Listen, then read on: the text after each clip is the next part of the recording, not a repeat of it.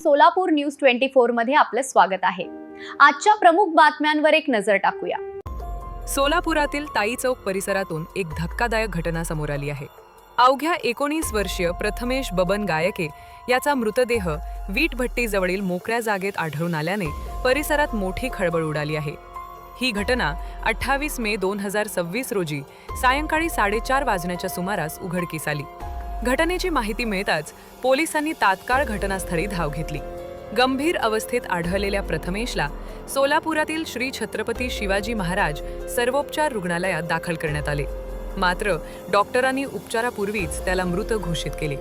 या घटनेनंतर परिसरात बघ्यांची मोठी गर्दी झाली होती।